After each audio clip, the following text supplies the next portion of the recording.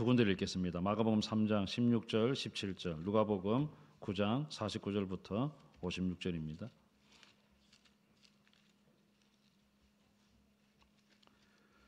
먼저 마가복음 3장 16절부터 17절 읽고 그 다음에 누가복음 9장 49절부터 56절을 이어서 봉독하도록 하겠습니다. 마가복음 3장 16절입니다. 이 12를 세우셨으니 시몬에게는 베드로란 이름을 더하셨고 또 세베대의 아들 야고보와 야고보의 형제 요한이니 이 둘에게는 보아느게 곧 우레의 아들이란 이름을 더하셨으며.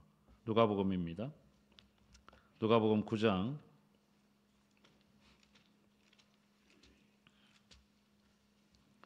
49절부터 56절입니다. 요한이 여짜오되 주여 어떤 사람이 주의 이름으로 귀신을 내쫓는 것을 우리가 보고 우리와 함께 따르지 아니함으로 금하였나이다. 예수께서 이르시되 금하지 말라. 너희를 반대하지 않는 자는 너희를 위하는 자니라 하시니라.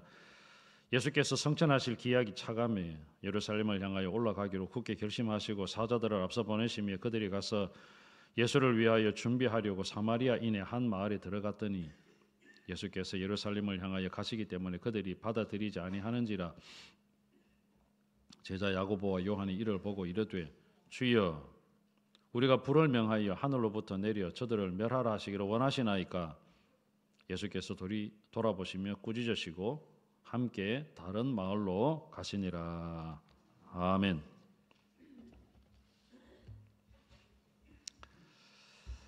한 주간 동안 잘 지내셨습니까? 오늘은 예수를 믿으면 변화됩니다 라는 제목으로 말씀을 나누고자 합니다. 한 사람이 예수를 믿으면 변화되어야 정상입니다. 변화되지 않을 수가 없습니다. 변화됩니다.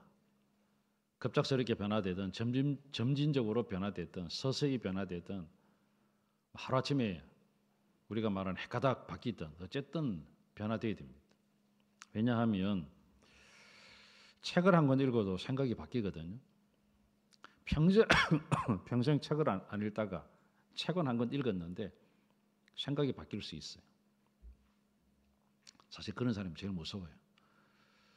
책 한 권 읽고 그 책이 전부다라고 생각하는 사람은 이길 수가 없어요. 그것밖에 몰라요.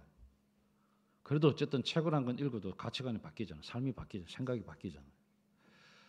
어떤 한 사람을 만나서 교제를 하는데 이 사람이 생각이 나와 다르다. 그런데 그 사람과 교제하면서 지금까지 살아왔던 자기의 가치관, 인생과 목표 이게 바뀌기도 해요. 책을 한 권 만나도 사람이 바뀌고 사람을 만나서 이야기를 해도 내 생각이 달라질 수 있어요. 하물며 창조주 되시고 우리의 구원자 되시고 우리의 주인이 되시는 예수님을 만났는데 우리가 안 바뀐다? 이건 있을 수가 없는 일입니다. 만약 예수를 믿었는데도 전혀 안 바뀌었다. 그러면 우리는 형식적인 그리스도인이에요. 그냥 교회 다니는 정도로 만족하는 거예요. 사랑하는 여러분, 예수를 만나면 바뀌어야 됩니다. 예수를 만나면 변화됩니다. 예수를 믿으면 반드시 바뀝니다.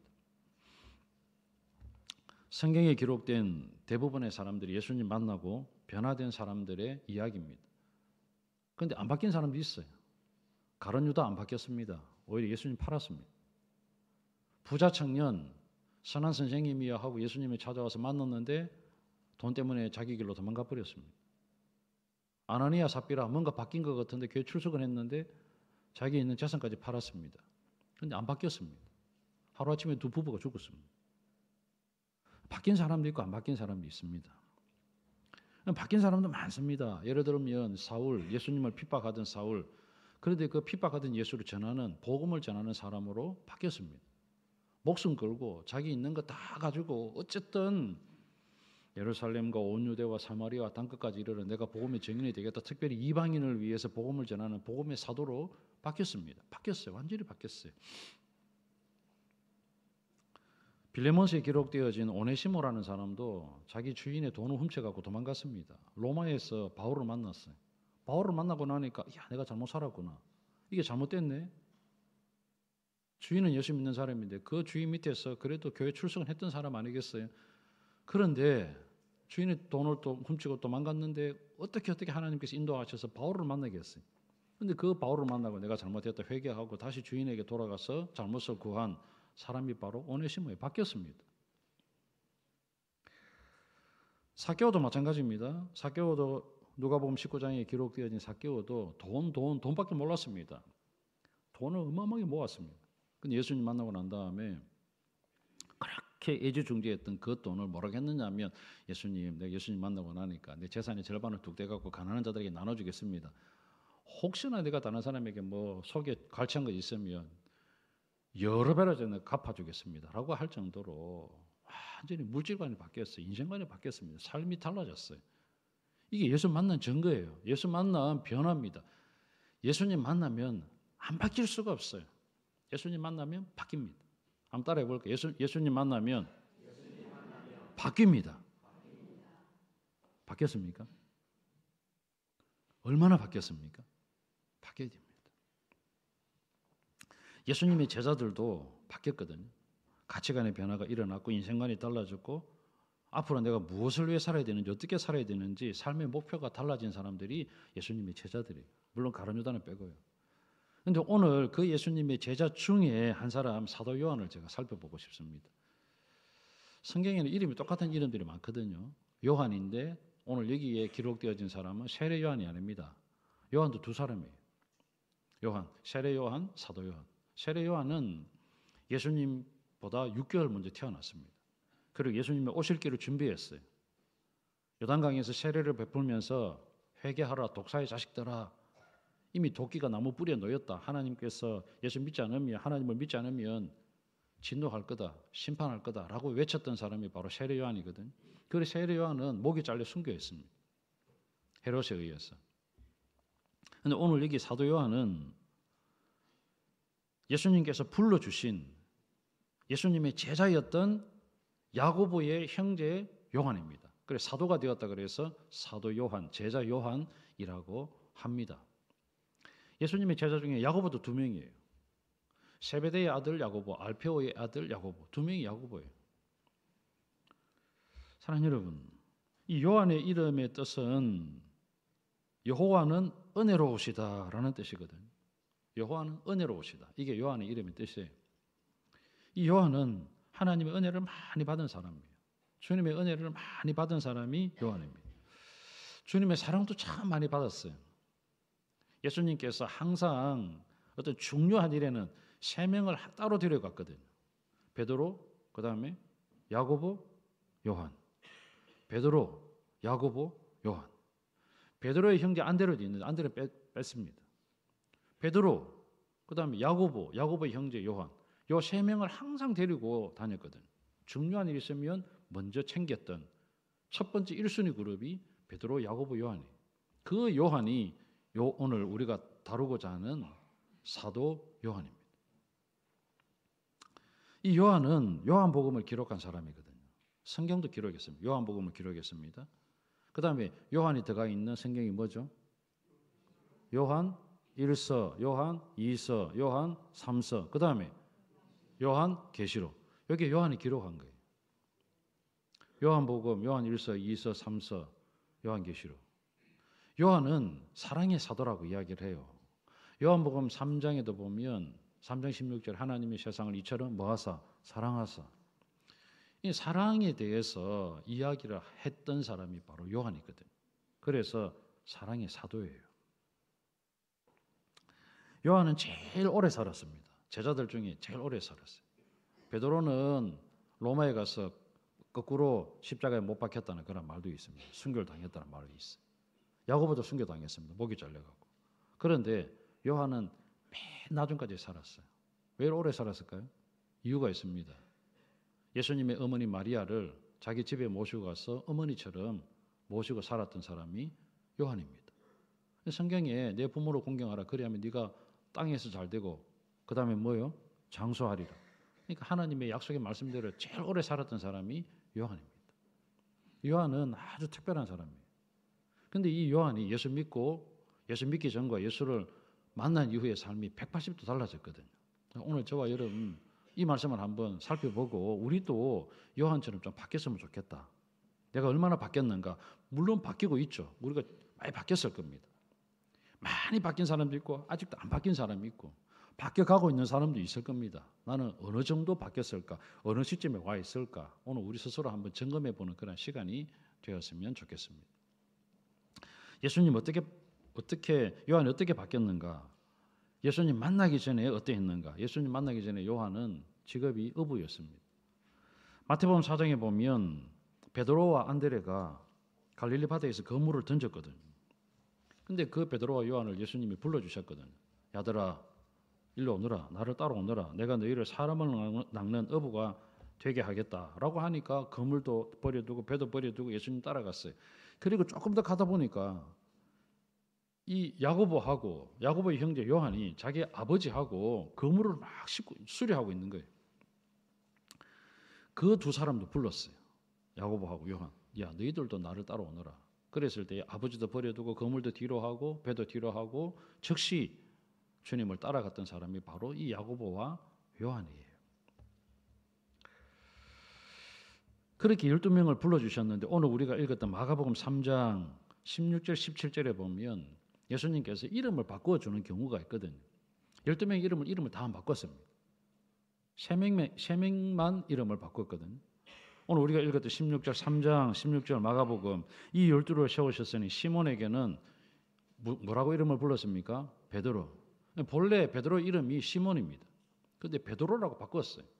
시몬은 조약돌이거든요. 조그마한 돌멩이. 그런데 베드로는 반석. 오늘 여기에 이제 17절에 세베대의 아들 야고보가 나중에 예루살렘 교회 수장이 됩니다. 엄청난 일을 감당해요. 그러다가 순교를 당하죠. 야고보의 형제 요한이니 이 둘에게는 이름을 뭐라고 불렀습니까? 보아너게. 그러니까 야고보라고 안 하고 보아너게 둘 다 보아너게였어요. 야고보도 보아너게, 요한도 보아너게. 뜻이 뭐냐면 우레의 아들. 왜 주님께서 이렇게 우레의 아들이라고 붙여주셨는가? 성격이 불같고 큰 소리 치고 막 성격도 급하고 막 이런 성격 때문에 야, 요 두 놈들은 보아너게라고 하자 이랬거든요. 예수님께서 그렇게 불러주셨어요. 생각해 보십시오. 성격이 직선적입니다. 불같습니다. 목소리도 큽니다. 말하면 제일 먼저 나서갖고 막 괄괄하게 이야기했던 사람이 바로 요한이에요. 근데 오늘 우리가 누가복음 9장을 우리 읽었잖아요. 9장을 읽어보면 요한이 어떤 사람인가? 54절에 보면 9장 54절에 제자 야고보와 요한이 이를 보고 뭐를 보고 이제 예수님께서 예루살렘으로 이제 십자가 못 박히기 위해서 올라가고 계시는데 사마리아를 통과하거든요. 근데 사마리아를 통과하고 있는데 사마리아 사람들이 예수님을 배척하는 거예요. 그러니까 이것을 보고 54절에 제자 야고보와 요한이 이를 보고 이르되 주여, 성격이 얼마나 불같습니까? 주여, 우리가 불을 명하여 하늘로부터 내려 저들을 멸하라 하시기를 원하시나이까? 자기들 할 수도 없어요. 무슨 능력이 있어서 하늘에서 불을 막 내려갖고 저들을 확 태우기를 원합니까? 이 정도로 할 정도로 이 야고보 요한이 이런 성격이라는 거죠. 우레의 아들. 성격이 얼마나 막 직선적이고 막 불같고 막 그렇습니다. 이런 성격이에요. 근데 이것뿐만이 아닙니다. 이 야고보와 요한은 어머니가 이제 살로메라는 여인으로 이제 불려지는데 그 어머니 찬스를 이용해서 엄마가 뭐라고 하느냐면 예수님에게 와 청탁을 해요.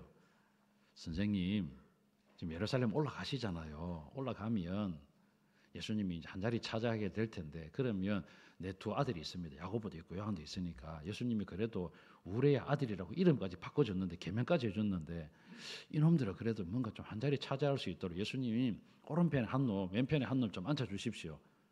예수님이 아주 권력을 가지고 유명한 사람 되면 한 놈은 우의정, 한 놈은 뭐하고요? 좌회전 좀 하게 해주세요. 이렇게 했거든. 그 정도로 이 야고보 요한이 야망도 있었어요. 성격도 급하죠. 예수님 따라오라 하니까 다 내버려놓고 예수님 따라가죠.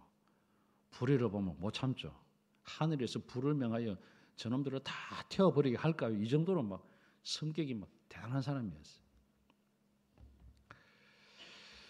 또 우리가 읽었던 9장에 보면 누가복음 9장 49절 50절에 보면 요한이 사도 요한 아닙니까? 주여 어떤 사람이 주의 이름으로 귀신을 내쫓던 것을 우리가 보고 우리와 함께 따르지 아니함으로 금하였나이다. 선생님, 저놈들은 제자도 아닌데 우리는 그래도 다 내버려 놓고 주님 따라가고 있는 제자인데 사도인데 저놈들은 제자도 아닌데 어디 가서 주님의 이름으로 귀신 막 쫓아냅니다.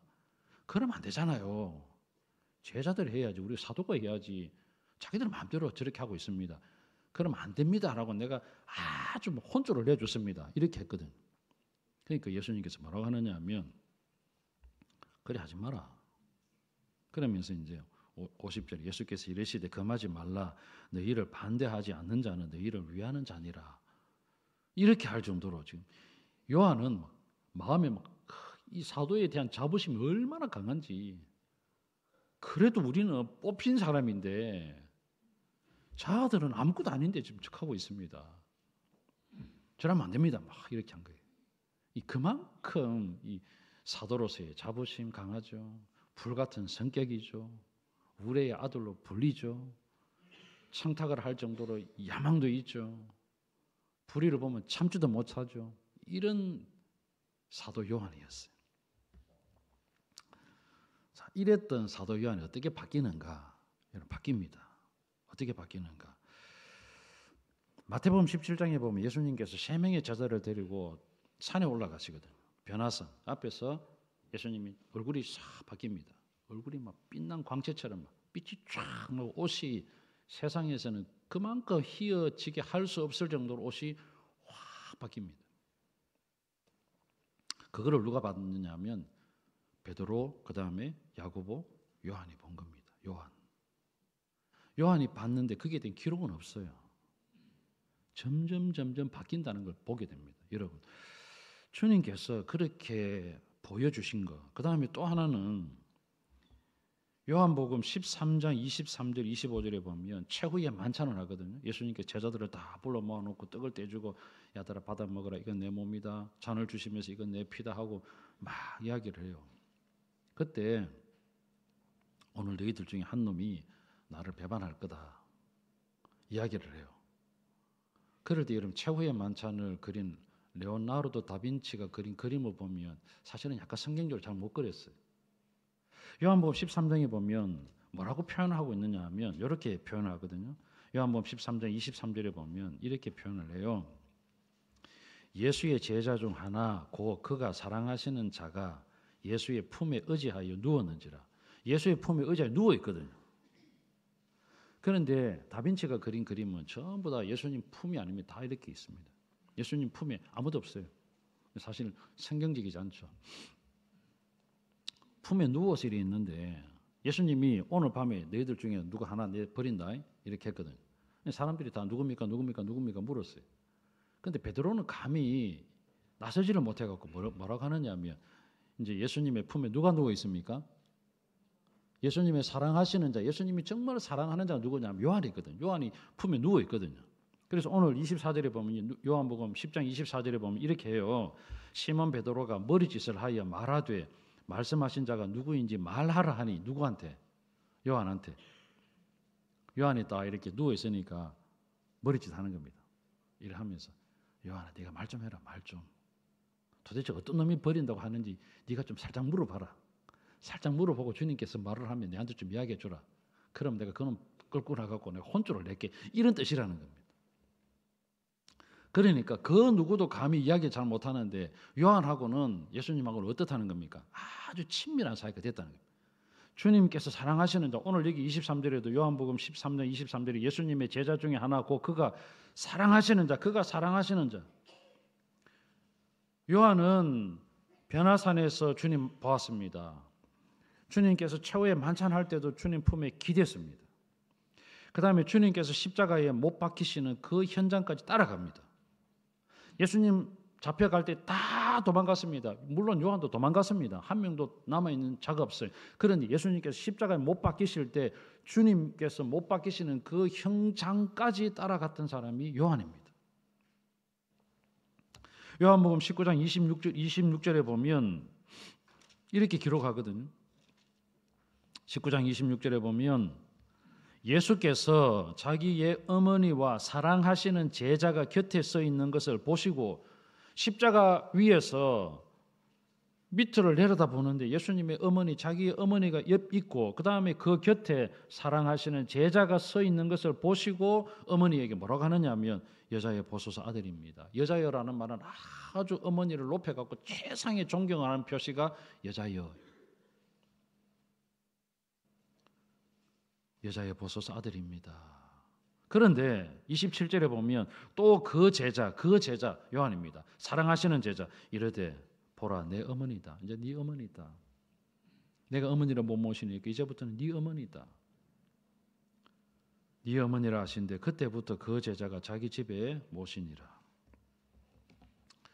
사도 요한은 의리가 있습니다. 용기가 있습니다. 어머니를 예수님의 어머니를 누구에게 부탁을 해도 그 어머니를 잘 섬길 수 있는 사람이 사도 요한이다라는 것을 주님은 확인하셨어요. 그러니까 요한 정도 되면 마리아 어머니를 얼마든지 모실 수 있겠다. 그러니까 엄마를 부탁할 정도로 사랑했던 제자가 바로 요한이었고 예수님의 사랑을 많이 받았던 사람이 요한이었고 여러분 보십시오. 사랑을 받으니까 바뀌잖아요. 사람이 사랑을 받으면 바뀌거든요. 요한은 사랑을 많이 받았어요.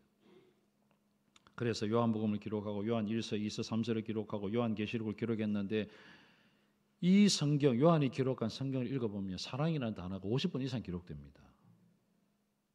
요한복음 3장 16절에도 하나님의 세상을 이처럼 사랑하사 그랬고 요한복음 13장에도 보면 13장 34절 35절에 새 계명을 너희에게 주노니 서로 사랑하라. 내가 너희를 사랑한 것 같이 너희도 서로 사랑하라. 너희가 서로 사랑하면 이로써 모든 사람이 너희가 내 제자인 줄 알리라.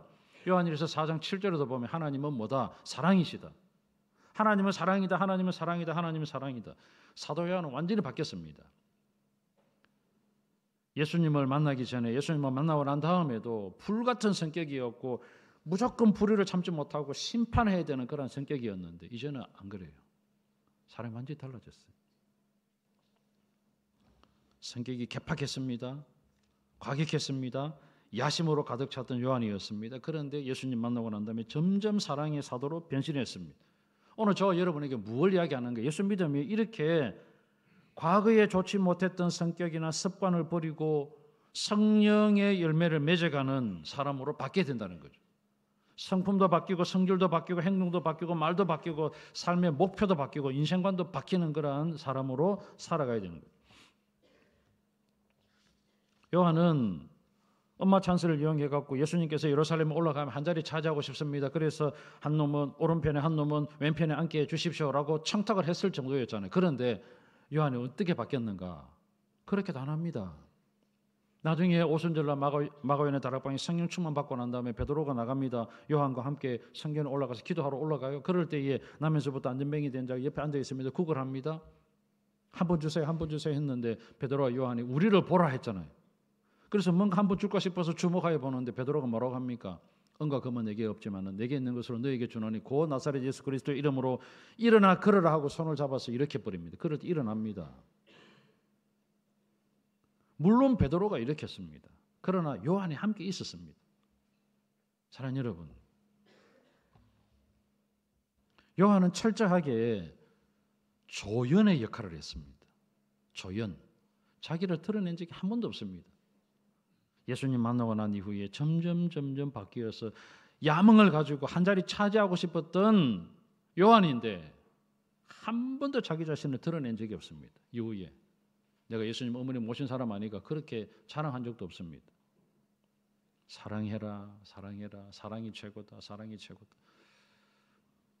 베드로가 주목을 받는 가운데에도 왜 우리를 주목하느냐? 왜 우리를? 베드로와 요한이잖아. 그때 요한도 함께 끼워줘요. 그럴 때 요한이 봐라 봤지? 내가 이런 놈이다. 한 번도 그렇게 주장한 적이 없습니다. 대단한 사람이에요. 세상적인 야욕에 불탔지만 결국 베드로 곁에서 조연의 역할을 하며 자신을 드러내지 않았던 삶, 묵묵하게 자기가 해야 되는 일만 감당했던 삶, 주연을 빛냈던 조연의 역할을 잘했던 사람, 멋진 사람 아닙니까? 이게 사도 요한입니다. 바뀌었어요. 완전히 바뀌었습니다. 그러니까 여러분 결국 주님께서 자신의 어머니를 맡길 만큼 믿을 만한 제자였고 사랑으로 누구든지 품을 수 있는 사람으로 바뀌었고 성품도 바뀌었습니다. 성격도 바뀌었습니다. 삶의 목표도 바뀌었습니다. 요한은 예수 믿고 난 다음에 예수님을 시시한 분으로 만들지 않았어요. 예수님을 아주 멋진 분으로 만들었어요.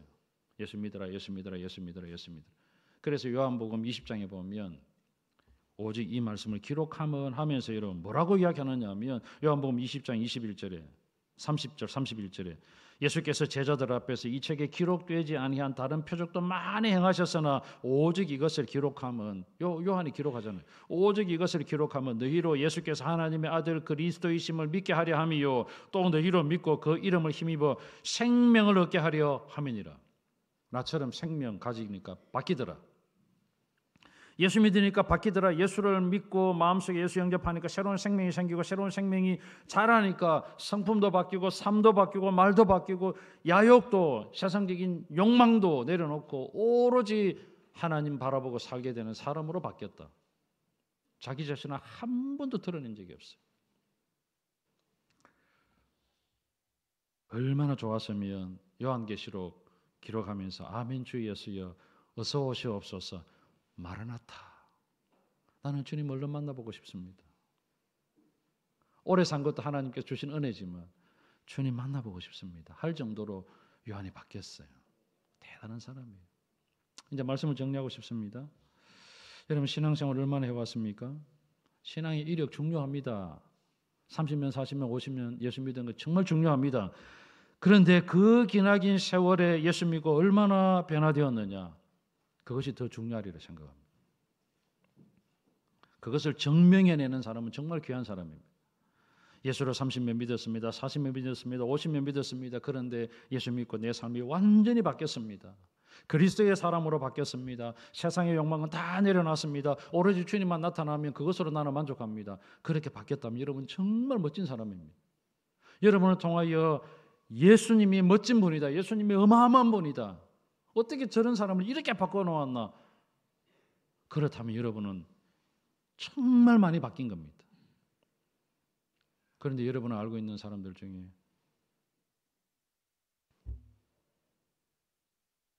예수 믿어가 너처럼 될 것 같으면 예수 안 믿고 싶다 이러면 안 되잖아요. 그럼 여러분 예수님을 얼마나 시시한 분으로 만듭니까? 안 됩니다. 신앙의 영수 자랑하십시오. 그러나 그것보다 내가 얼마나 많이 변화되었는가 그것을 헤아려보고 다른 사람이 인정할 수 있는 그러한 삶을 더 많은 사람들에게 보여줄 수 있는 그러한 삶이면 정말 좋겠습니다. 원래도 얼마 남지 않았습니다. 이제 2달 남았습니다. 한 해를 돌이켜보면서 내 믿음이 얼마나 자랐는가, 내 신앙이 얼마나 자랐는가, 내 인격은 얼마나 성숙해져 갔는가, 내 성품은 얼마나 좋은 쪽으로 바뀌었는가, 성질도 성품도 바뀌었는가, 자신을 돌아보면서 이번 한 주간도 성령 하나님께서 우리를 더 좋은 쪽으로 바꾸어 주시기를 기대하고 여러분의 삶 가운데에서 성령의 열매를 많이 맺어가는 그러한 아름다운 삶으로 바뀌는 그러한 신앙생활이 되시기를 주님의 이름으로 부탁을 드립니다. 아멘.